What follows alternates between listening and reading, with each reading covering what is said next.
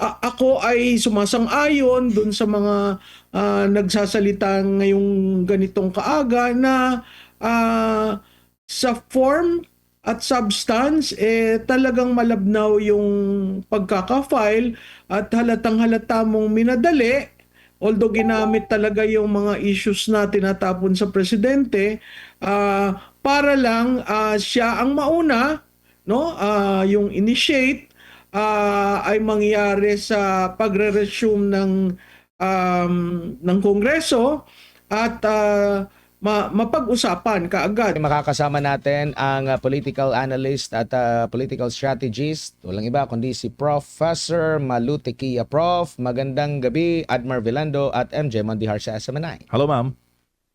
Hi, magandang gabi Admar, magandang gabi MJ, magandang gabi sa mga nanonood at nakikinig. Dito tayo sa sentro rin ngayon ng debate, ang impeachment complaint labang kay Pangulong Bongbong Marcos Jr. Ano nakikita nyo po rito, Prof? Kasi may pahayag agad si Congressman Erice na di umano, abogado ito daw ng First Lady against kay Glenn Chong dun sa disbarment. Inigunda naman ito ni Congressman Pulong Duterte at pero ay marin pong itong itinanggi ni Attorney Andre De Jesus na siya po ay abogado ng First Lady. Prof. Oo, yung komentaryo, parang siya yung naging magiging abogado sana laban doon kay dating kongresista Glenn Chong, pero hindi yata yun natuloy. Kaya tama in a way yung sinasabing hindi, pero siya yung linapitan ng First Lady. So, malapit para mo makonsider na hawakan yung kaso, hindi lang talaga natuloy. Opo. Yan yung kay Glenn Chong. So, ah, sa tingin ko, yung ginawa nilang pagpa-file is to avail of the inoculation, which is the 1-year ban. Opo. Nabanggit din ni Congressman Erice, no, na nung nabasa niya daw itong 15 pahina lang daw na impeachment complaint, ang sabi nga niya rito, abay kulang sa substance, kulang sa research, kulang sa documentation, kulang sa ebidensya. In short, basura at mababasura lang ito. Madali itong madismiss, sabi niya, Prof. Admar, kasi ang basihan niyang mga sinabi ni Congressman Erice yung ruling ng Supreme Court doon sa impeachment case na idinulog laban kay Vice President Sara Duterte. Kasi doon klarado na kumpleto dapat ang ihahaing, may evidence, hindi ka yung naghahanap ka ng evidence in the process of the impeachment, kumpleto yung annexes, at yaan ay ibibigay doon sa taong ini-impeach para makasagot, para kumpleto, hindi fishing expedition. Hindi ko pa na lubusang nababasa yung 15 page, na nakita ko lang yung unang apat na naghahanap nga ako ng evidence kasi yung number 1 niya ay tungkol dun sa rendition na ginawa kay Presidente Duterte, doon na lamang sa record ng Foreign Affairs Committee ni Senator Amy Marcos ang kapal na ng dokumento doon. So doon pa lang, doon sa unang charge ng complaint, talagang may kulang. Opo, pero sa tingin niyo po, ito kasing 5 na kanyang pinagbasehan sa paghahain po ng impeachment.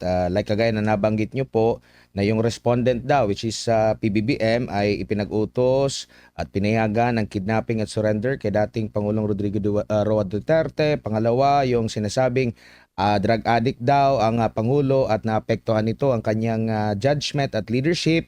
Pangatlo, yung bigo daw na pag-veto sa mga unprogrammed appropriations at iba pang mga unconstitutional na mga provisions sa GAB o General Appropriations Bill noong 2023, 2024 at 2025 maging sa 2026. At sinasabi niya na nakabinipisyo din naman nun sa kickback mula sa mga budget insertion ang Pangulo at mula sa Ghost Flood Control Projects.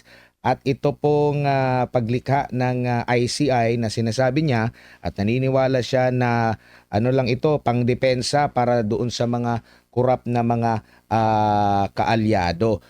Kumbaga, itong mga bagay na ito, kumbaga legit itong mga questions na ito, pero nakikita nyo po na parang malabnaw ang kanya pong reasoning kasi sinasabi daw, nagbabase lang sa news article sa Prof.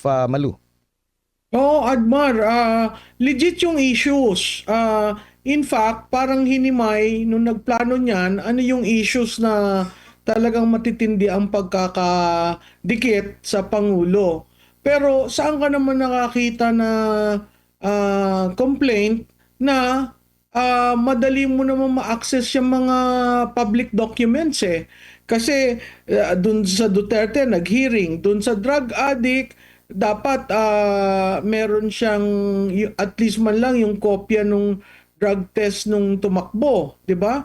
Yung veto ng GAB mula 23 at sinama yung 26, wala kang nakikitang specific, no? Ano yung dapat ibinito? Yung kickback, hindi pinakikita saan nanggaling ang kickback, ano ang porsyento, yung ICI, the documents, the paper trail is so huge that to file a 15-pager impeachment case does not do justice to the five issues that has been identified, five charges, no? So ako ay sumasang-ayon dun sa mga nagsasalita ngayong ganitong kaaga na sa form at substance talagang malabnaw yung pagkaka-file at halatang-halata mong minadali.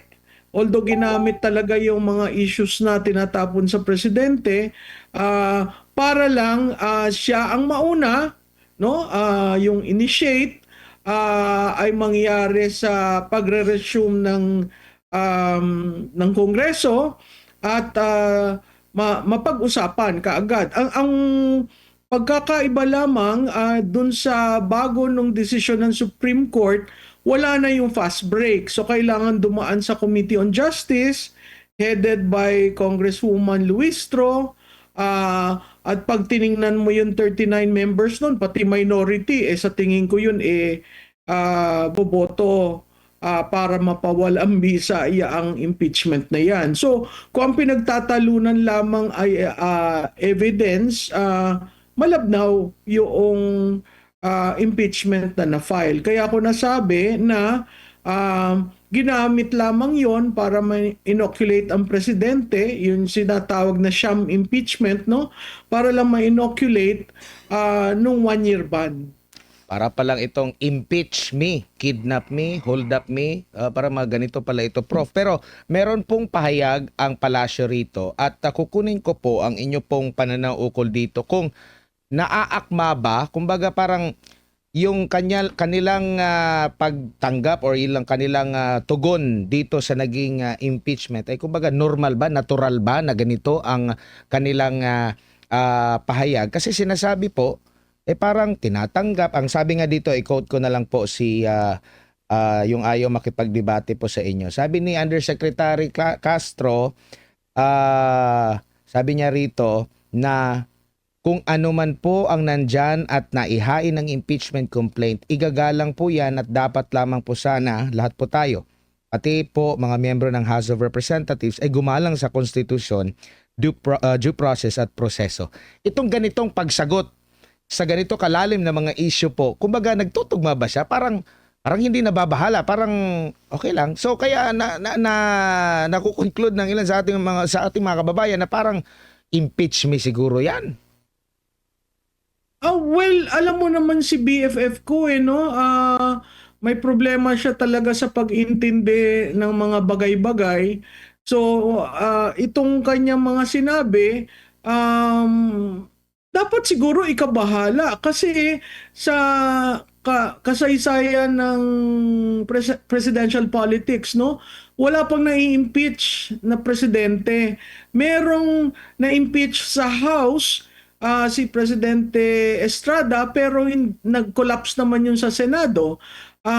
Si President Gloria Macapagal Arroyo, tatlong beses inattempt mag-impeach, no, pero hindi yun nakapasa sa House of Representatives. So parati natin titingnan na mahalaga itong mangyayari kasi maraming issues ang binato sa Pangulo at dapat mabagabag sila dahil ang ekonomiya natin talaga maaapektuhan ng ganito dahil nga ang paghina ng ating ekonomiya, no? So hindi ko alam kung saan siya humuhugot ng pananalita niya, pero kung yun ang sinabi niya at yun ang posisyon ng palasyo, ang masasabi ko lamang dyan, sa ligang batas, ang impeachment is a constitutional process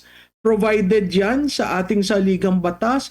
It is one way to make a leader accountable to the people. It is a process that is based in our constitution. So karapatan niya ng taong bayan, karapatan na maghaing ng impeachment sa mga liderato natin. Opo, bilang isang political strategist din po, Prof, pag mga ganitong actually legit itong mga mga punto o dahilan kung bakit sa impeachment, no? Parang nakukulangan lang kayo doon sa pagpresenta na mismo, no? Pero dahil na open ito, kumbaga makasasama ba ito sa imahe?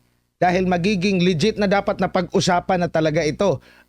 Prof, kasi sa nakalipas, medyo, medyo, alam niyo na, pinalilihis nila yung issue. Pero ngayon, dahil sa meron ng ganitong impeachment, tingin niyo po maapektuhan yung imahe ng Pangulo ukol dito po? Oo, Admar, lalo na sa current state na ang kanyang trust rating is low. Anything that is in the 20s ng trust rating will invariably affect any impeachment proceeding, no? So makikita natin yan na yung timing ng pagpapa-file ay napakadelikado, lalo na kung ang pagdaus-us ng tiwala ay 2/4 ng nararamdaman. So kung tayo'y pumapaloob sa first quarter at yan gumulong hanggang 2 months, the first quarter reading will be again possibly to go down, no? It depends on paano nila sinagot itong 7 charges, 'di ba? Ang sense ko hindi nga aabot sa trial yan ang sense ko i-dismiss, no? They will initiate on Monday. They will place that in the order of business. That is already initiation. Refer to the Committee on Justice, and the Committee on Justice will just find kasi yung pagkakagawa merong 5 charges na talagang ang sense ng taong bayan talagang totoo. Tapos wala namang ebidensya. So makikita mo yung paglalaro dun sa mga charges at ang tingin ko madidismiss yan. Ang tingin ko kahit anong impeachment laban sa Pangulo ay madidismiss sa House of Representatives. Bago lang si partner MJ kasi tinanong po si Yusek Castro kaugnay nga po dito sa naging pahayag ni Congressman Pulong Duterte na sinigundahan yung nabanggit nga ni Congressman Erice nga abogado raw ni First Lady ang nasa likod nitong impeachment laban kay President Bongbong Marcos Jr. At ang sinasabi niya rito, ini-explain na hindi raw nagtatanim ng ebidensya ang administrasyon, ang Pangulo.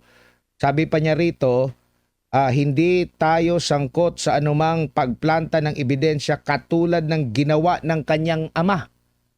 Sila lang po yata ang sanay sa ganoon.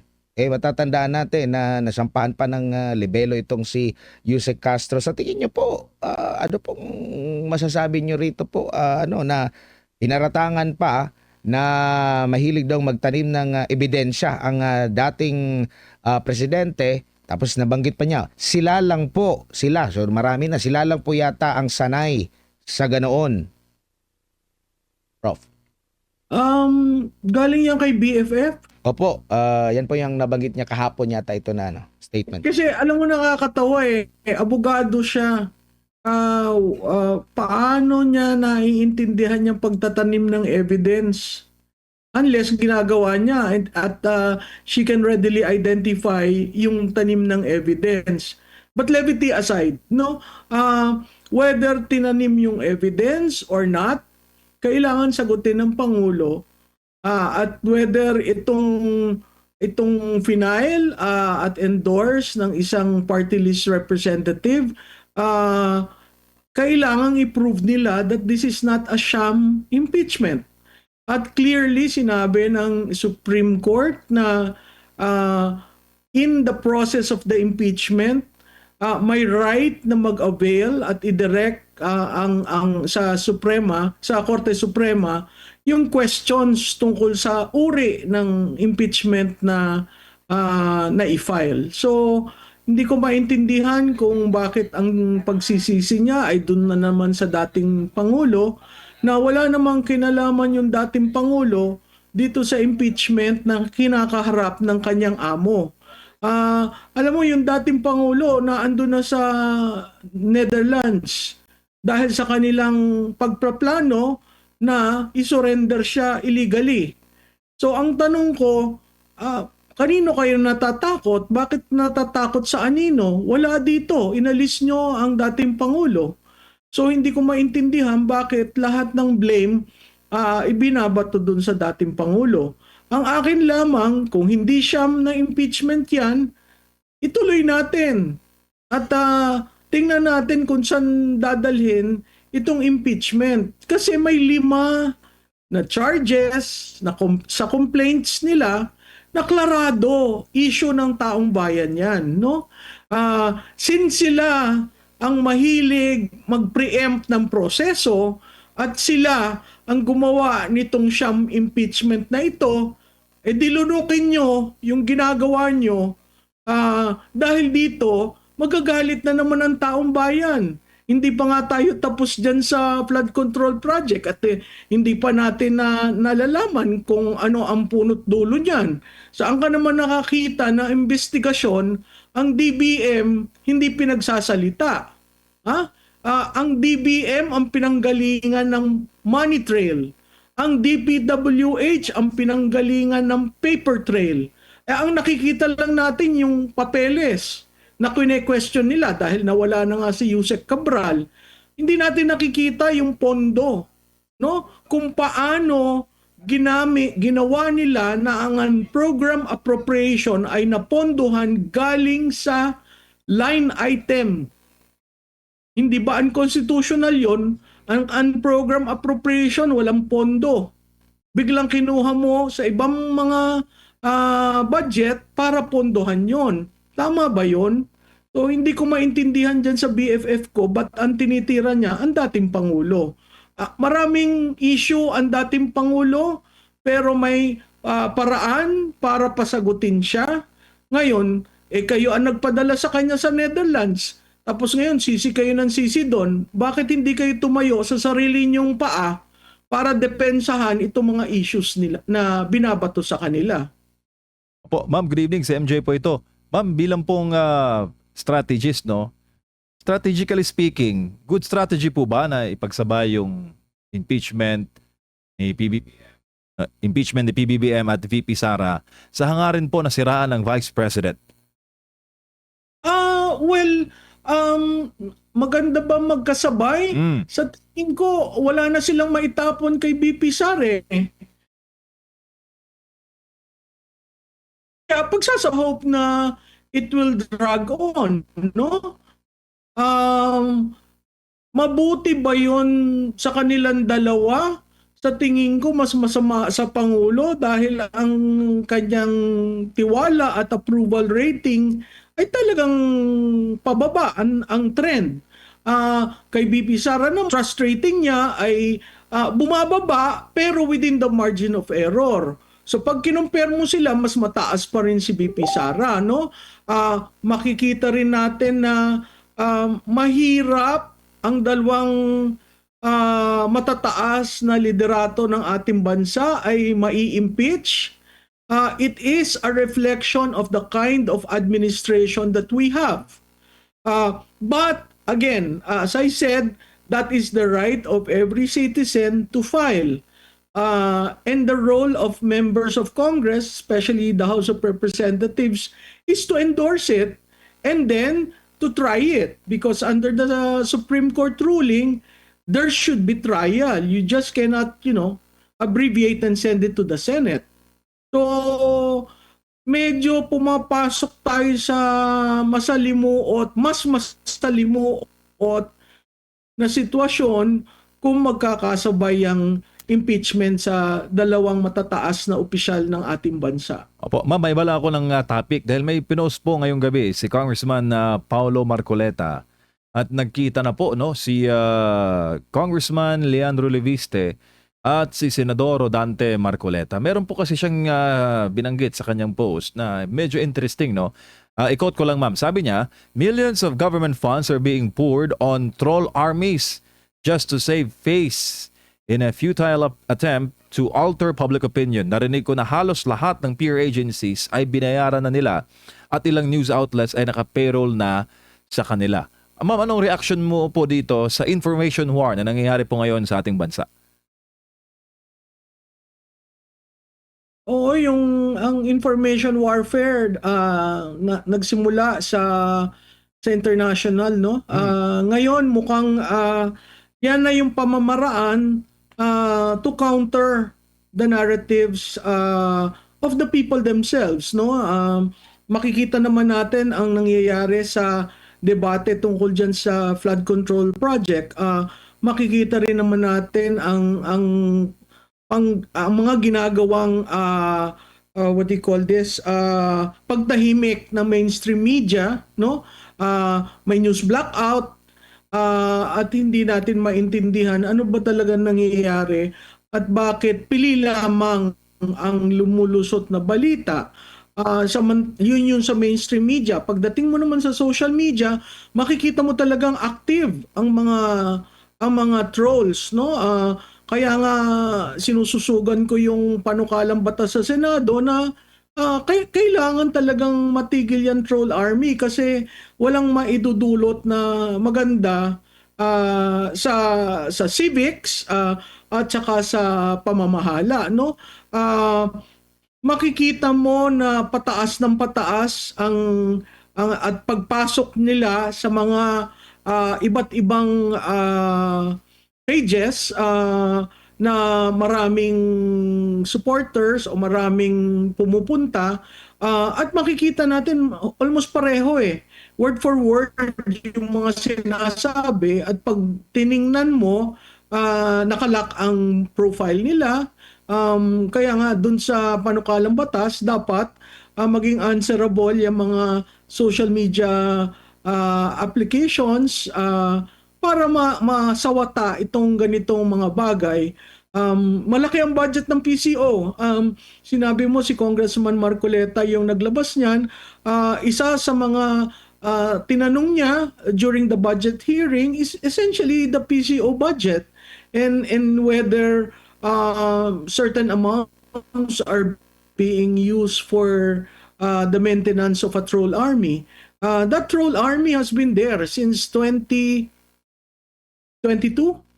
And meron ng report na yung troll PR firm ng anak ng, I think, one of the officials of GOCC has been called, ano.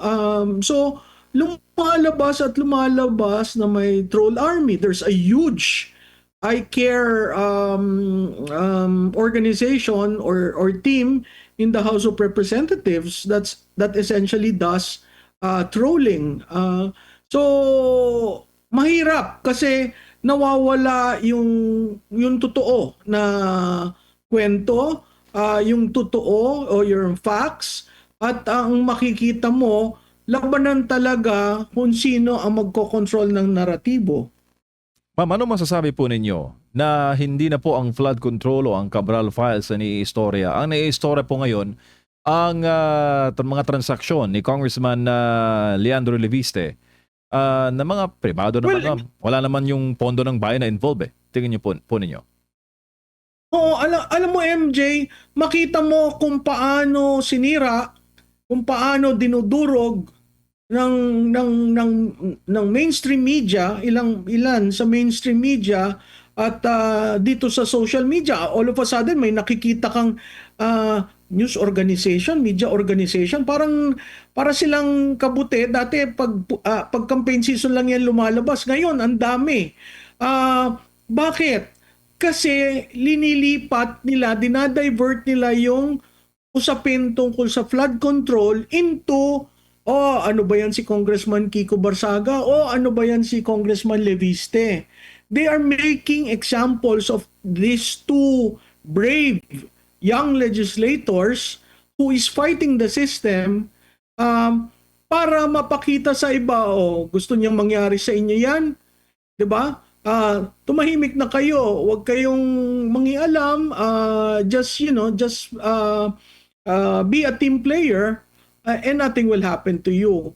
Pero dito sa dalawang mga batang legislators, mga neophyte, ako'y sumasaludo dyan sa dalawang yan kasi parang inoffer na nila yung career nila para lang labanan itong ganitong sistema. Nakakaawa, pero desidido yung dalawa na,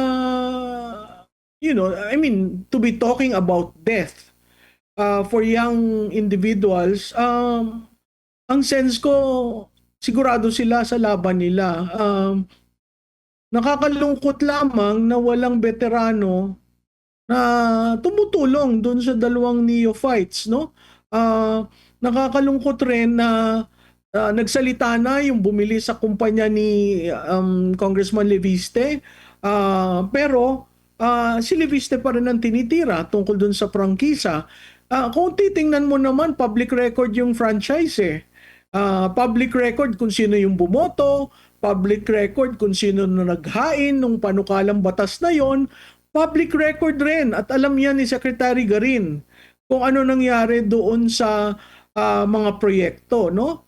So makikita natin parang ito na yung linalaban ng dalawa, hindi lamang ang pamahalaan, hindi lamang ang media, kahit oligarko. Hindi ko alam kung hanggang saan nila kakayanin, pero ako nananawagan sa publiko, tulungan natin yung dalawa kasi parang yung dalawa lamang ang talagang tinataya na ang buhay nila eh.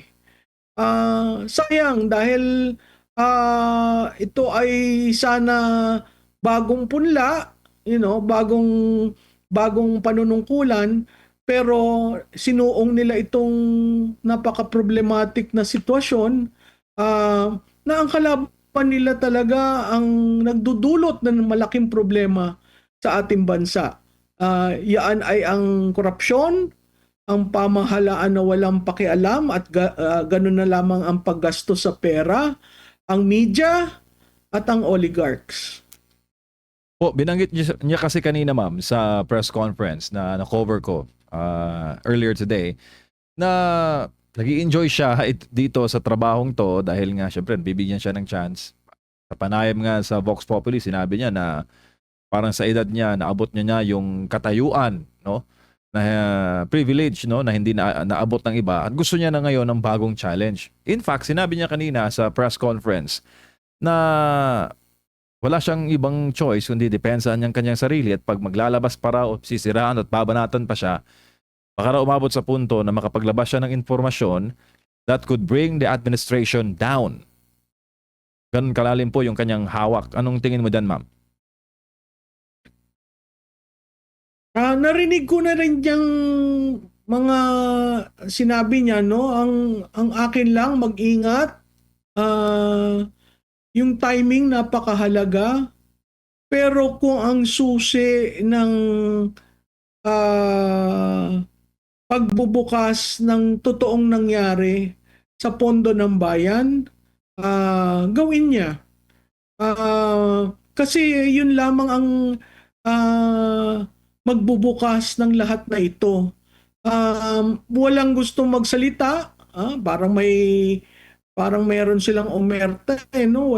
Walang gustong magsalita dun sa nakinabang sa kabang ng bayan, walang gustong magsalita dun sa nagplano, walang gustong magsalita dun sa nagpark at nagsagasa.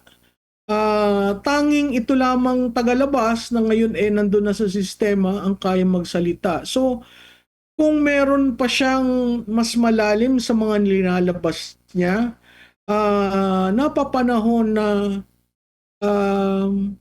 ilabas niya yon. Kasi although alam ko na mahihirapan siya dahil buhay ang kapalit pero babalik ulit tayo doon. Bakit ba nanilbihan? Bakit ba tumakbo? Sa kagustuhang makatulong sa bayan. Kung mahal mo ang Pilipinas, tatayo at titindig ka sa mga nangyayaring ngayon. Parang ginawa ni Colonel Odi Monggao, no? Ngayon ang tinatapon sa kanya, sira daw ang ulo. Paano naman magiging sira ang ulo? Dapat yun na-promote ng general. Naipit lang dahil eleksyon. So may ban sa appointment, no? At kung titingnan mo si Colonel Odi, guro rin yun. Siya nagtuturo sa mga kasundaluhan. Maganda ang background niya. Lumaban, napunta sa battlefield sa Mindanao, nanilbihan as a UN force. So siguro kung titingnan mo, although mas may edad si Colonel Monggao, pag pinagsama-sama mo si Kiko Barsaga, si Leandro Leviste at si Colonel Odi Monggao, makikita mo meron pang spark na natitira para sa bansa. Tulungan po natin sila at protektahan natin sila dahil itong administrasyon na ito, hindi natin alam ang hangganan. Minsan maraming natatakot, ayaw tumayo, maraming nagpipigil, ayaw magsalita. Pero paano na ho natin babaguhin ang ating sistema? Ang problema ho, systemic na So, napaka-importanting magtulungan tayo at akayin natin ang bawat isa. Kasi kung hindi natin ho ito gagawin, wala ho sa House of Representatives ang kayang tumayo laban sa administrasyon na ito. Except, yung dalawa, siguro meron pang mga 3, 4, di ba? Pero mabibilang mo lang sa 2 kamay kung gaano kadami ang willing na tumayo. Prof, si Edmar po ito ulit. Ngayon pong araw na ito, meron na naman pong isinampa laban sa pangalawang Pangulo. Diyan pa rin sa Ombudsman. Ano nakikita niyo po dito? Kasi naging sentro ng debate. Ilan sa mga legal expert talaga nagsasabi na hindi pwede sa Ombudsman, hindi sa cloud ng kapangyarihan ng Ombudsman ng pangalawang Pangulo. Prof. Tama ka, Admar, no? Itong ginawa nung dating senador at meron na palang silent majority, meron na palang ganung na supposedly a people's organization. Parang linoloko lang tayo ng linoloko, no? Ayaw nilang maghanap ng ebidensya ang gusto nila, staff nila ang ombudsman para hanapin ang ebidensya at from there, tsaka mag-file ng impeachment. No? Hindi saklaw ng ombudsman si Vice President Duterte, pero itong pangalawang kaso galing rin dun sa dating senador. Hindi ko maintindihan ilan pa bang plunder case ang ifa-file. Kasi sa daming papel na ginagamit niya, no? At plunder case, pero pag tiningnan mo, parang purely alleged. Walang proof. So, ang manglalabas niyan, ang ombudsman ang magiging research staff niya, investigation arm, at kung ano yung makukuha, yun ang sa tingin kong gagamitin para sa impeachment. No? Government agency is now the investigation arm of Mr. Trillanes. Karapatan niya yan, pero sana naman yung respetuhin natin yung mga institusyon. Kasi pwede ka naman makakuha ng accountability kung talagang merong kaso. Ngayon, kung talagang gumagawa ka lamang ng kaso at ang plano mo sa optics, biro mo, ang masasabi mo dyan, 2 plunder cases have been filed against the Vice President. So saan mo yan gagamitin? Kukuha ng ebidensya kung sakali o gagamitin mong panira para sa politika sa 2028. Bakit kaya ma'am, sa tingin nyo lang po bakit kaya doon sa ombudsman sila hindi na lang naghain ng impeachment? Kakampi nila ang ombudsman. Diba? Makikita rin naman natin kung paano naging ombudsman si Secretary Boying Remulla. Yung ginawa nilang pagsasatabi ng mga issues laban sa kanya, ng mga kaso laban sa kanya, that is already tinkering with the process. And totoong nagdaan siya sa JBC. Pero ang sinabi ng JBC, kailangan walang kaso, dapat may certification ka. O di ba sinet aside nung ombudsman na yon ang mga kaso ni Secretary Remulla para siya makaupo. So makikita natin yan. Yung ombudsman bribe, pero hindi nila hinabol yung nag-bribe. Anong klaseng ombudsman ka? Yung DILG secretary na kapatid niya, bribe. Hindi rin nila hinabol kung sino nag-bribe. Anong klaseng SILG ka? So ang lumalabas dito, apart from budol, bending is another legacy of this administration. Budol na, bending the law pa. Opo, and ano naman po ang masasabi nyo dito po sa kumbaga lipat lang pala ako ng issue mo dito po sa sa investigasyon. Sinasabi ng parang lumalabas na parang papatapos na yung ICI, pinupuringan daw nila ng gobyerno ang ICI dahil sa naging trabaho nito at parang ipauubaya na ata sa DOJ at ombudsman. Marami naman ang tumaas na kilay dahil sa tingin nila walang nagawa itong ICI na ito kasi ang ending mag-iimbestiga pa rin naman yung ombudsman. Oo, tama ka dyan, Admar, no? Doon sa EO 94, part ng budol itong ICI. Kasi meron doon na functus officios. Pag natapos na yung ginagawa, and they serve they serve depending on the president, no? At klarado doon na nakita natin na puros papel uli, wala, naghihintay tayo dun sa report na ibibigay, at wala nang intensyon ng presidente mag-name ng commissioner. So paano talaga tatakbo yung isang commission na create niya to ferret out the truth? Ang naiwan na lang dyan, yung chairman, wala na yung iba. So it cannot really function nung nagre-resign si Secretary Babes Singson, yung issue ng budget, no, hindi pa rini-release. So, talagang it was meant to fail. Parte ng pagbubudol yung ICI. Kasi kung gusto mo talaga malaman ang katotohanan, nasa kapangyarihan ng Pangulo para sabihin DBM, ano ang money trail, DPWH, ano ang paper trail, pagsamahin natin ano nangyari sa pondo ng bayan. So, ginawa lamang yaang ICI dahil sa kampanyang mahiya naman kayo. So, ibabalik ko sa kanila, mahiya naman kayo, 206 days na, walang nangyayari.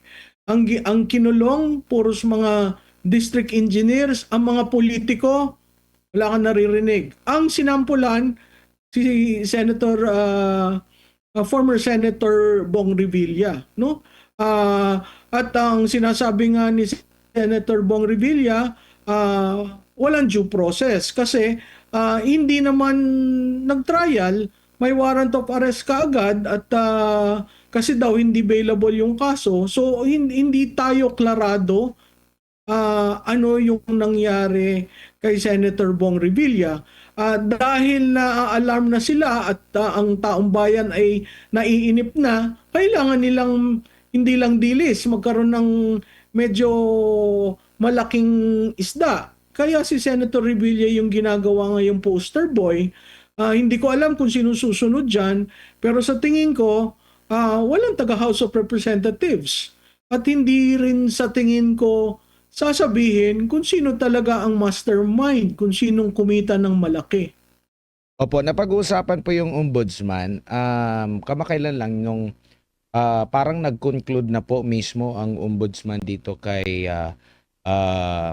Congressman Leandro Leviste. Gaano po kadelikado yung mga ganyan, ma'am? Kasi ang ombudsman, parang ano din yan, di ba? Fiscal na dapat nakapiring din yan, nagdadala ng timbangan. Pero hindi pa nga nag-uumpisa. Parang sinasabi pa nga niya na nag-iimbestiga pa. Pero nabanggit na niya yung walang kahihiyan. Batang-bata pa, ganito, ganyan na. Prof. Alam mo ang problema, Admar, marami sa kanitang salita ng salita sa media. Kung titingnan mo,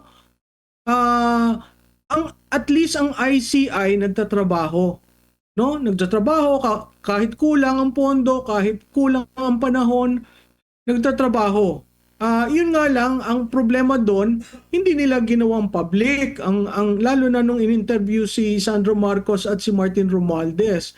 Pagdating mo naman sa Ombudsman at sa Senado, abay pa iba-iba ang storya. Komentaryo ng komentaryo, halos makipaglaban sa hindi sumusunod sa kanya. At sabi pang F you all.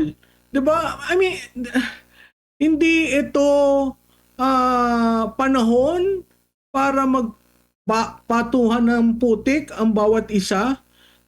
Panahon na pakinggan nyo ang taong bayan, naghihintay ang taong bayan, sino ang mastermind, sino ang kumita, nasaan ang pera namin, bakit hindi nagawa ang mga proyekto. Yun lang naman sa Senado, sinabi tapos na. Tapos biglang nag-reconvene. Nung nag-reconvene naman, tinatanong, iba ang sumasagot, hindi yung tinatanong. Makikita mo ang depensa. Depensa sa Pangulo, sa Senado, pagdating sa Ombudsman, depensa rin sa Pangulo.